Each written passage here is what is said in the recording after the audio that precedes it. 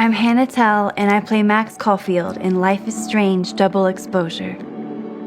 Hannah, I'm so thrilled that you are back as Max Caulfield in Life is Strange Double Exposure. This is what we've been waiting for.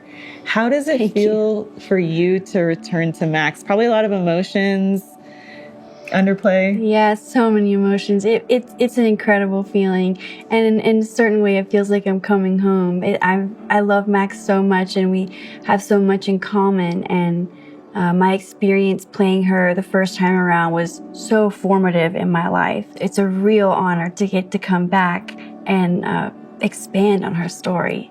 How did things feel this time around versus portraying the character in 2015?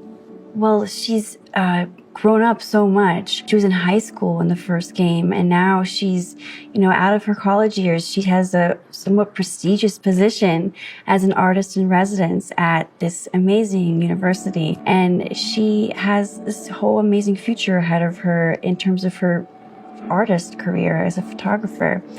And I think that that's really given her a sense of purpose that's motivated her to kind of shed some of the shyness, parts of her introversion that held her back. I think that she's kind of grown out of that. She's more comfortable with who she is, and she feels like, hey, this is who I'm supposed to be. Be safe, yeah? When am I not? She's been suppressing her powers while on the road. And now she's this artist in residence at Caledon in Vermont.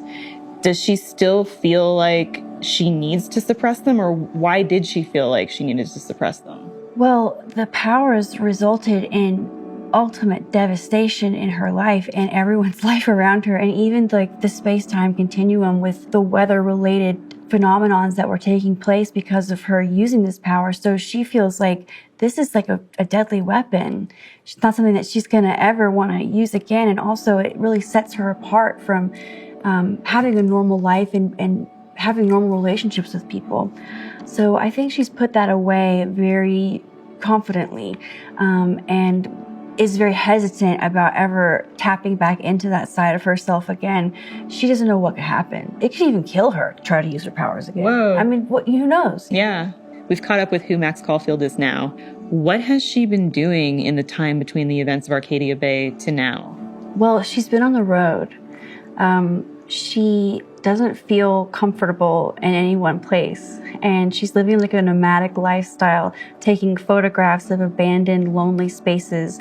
For some reason, anything that's desolate or stark and intense really draws her eye. And she likes to photograph that. And she's made a bit of a name for herself by photographing these types of images. And she searches for them and stays in hotels and hangs out in local watering holes and just kind of absorbs the slice of life of each little town that she's been in. And now she's in a new environment with all new people and a new job responsibility. And new powers too, and right? New powers. Can you talk about that a little bit? Because fans of the original game, we love the rewind power. We were turning back time, but now time is moving in a different direction. Exactly. Right? Well, as Max has evolved, her powers have evolved. She didn't use that power for a really long time, understandably, because it created so much devastation. And so it atrophied and it adapted into something different. What if I told you there's this other timeline where Safi is alive and I can travel between this timeline and that one? So she has this supernatural ability to move between the timelines, see the timeline where Safi is still alive, go into the one where she's dead, talk to people. Yes, exactly. She has a unique position to figure out what's really going on in this terrible situation of Safi's death. So I know you're a true crime fan. So when you got the call of, hey, we want you to come back and play Max and solve this mystery, where were you? What was going through your head when you finally learned the news? Well, I was still in school. I was studying neuroscience. I was trying to prepare to take calculus. I had to have 2 different tutors. It was a horrible situation. 2 timelines, 2 tutors. 2 timelines, 2 tutors, 1 mystery, 1 failing grade. But I got the call, and it was just like such an amazing rescue from my math phobia. And it was the producer and the performance director telling me, and I just sobbed into the phone. Well, 1 out of 2 ain't bad. As you can probably tell, the fan base, myself included, have a very personal relationship with Max. How does it feel for you personally knowing the impact that you've made on fans in the community? It's just unbelievable to be playing a part that resonated with someone, so many people. It makes me feel so validated and so honored and so grateful.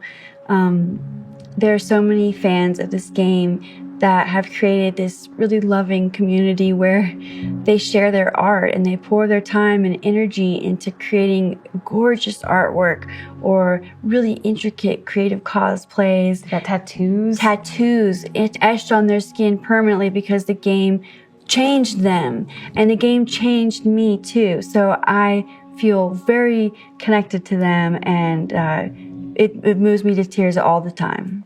Let's thrash, Chakabra. Okay. Let's pretend you said something normal, but basically that. And it's not often that an actor gets to reprise a character.